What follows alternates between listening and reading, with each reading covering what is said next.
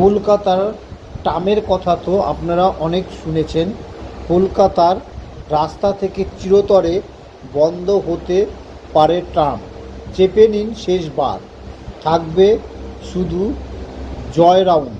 কলকাতার ট্রামের সঙ্গে থাকে অনেকের অনেক রকম নস্টালজিয়া, কিন্তু সেই কলকাতার ট্রাম হয়তো এবার বরাবরের মতো স্মৃতির পাতায় চলে যেতে পারে।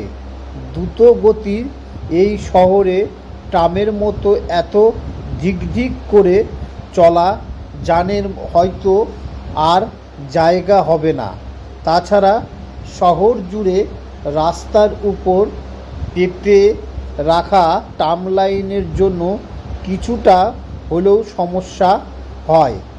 নানা সমস্যা এই ট্রাম লাইনে। স্কুটার বাইকের চাকা হড়কে গিয়ে সমস্যা হয়ে যায়।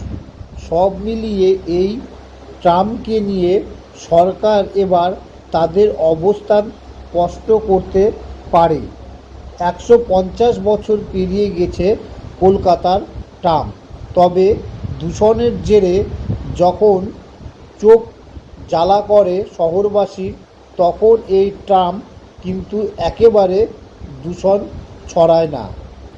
দোষের বলতে একটু আস্তে চলে এই ট্রাম, তবে সেই ট্রামের নিয়মিত চলাচল এবার বন্ধ হয়ে যেতে পারে। বর্তমানের প্রতিবেদনের অনুসারে জানা গিয়েছে, চলতি সপ্তাহে রাজ্য সরকারের হলফনামা দিয়ে কলকাতা হাইকোর্টে তাদের সিদ্ধান্তের কথা জানাতে চলেছে সরকার। আসলে একটি জনস্বার্থ মামলার পরিপ্রেক্ষিতে সরকারের ট্রাম নিয়ে কী ভাবনা, ট্রাম নিয়ে সরকার কী নীতি, সেটা জানতে চেয়েছিল আদালত। সেক্ষেত্রে আপাতত সিদ্ধান্ত না হয়েছে নিয়মিতভাবে ট্রাম আর চালানো না হতে পারে কলকাতা শহরে। এবার আদালতে তা লিখিতভাবে জানাতে চলেছে সরকার।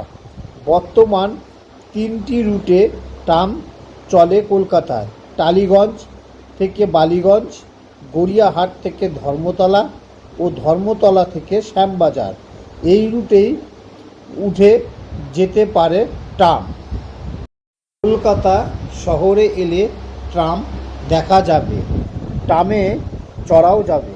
কেবলমাত্র ট্রামের জয় রাউন্ড থাকবে কলকাতায়।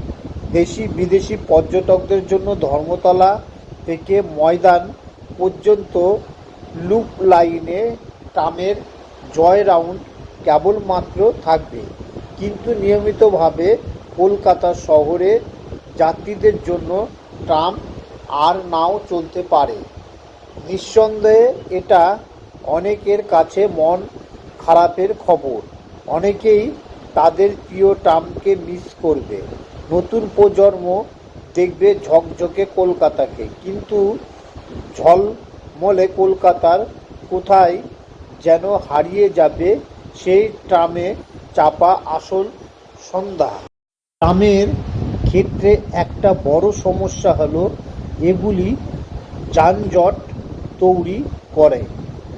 একেবারে রাস্তার মাঝে খারাপ হয়ে গেলে গাড়ি দাঁড়িয়ে পড়ে। এর জেরে দ্রুতগতি কলকাতায় বড্ড বেমানান হয়ে গেল ট্রাম। তবে ট্রাম লাইনের জেরে অন্য গাড়ি দুর্ঘটনা পড়ে, এটা মাঝে মধ্যেই দেখা যাচ্ছে।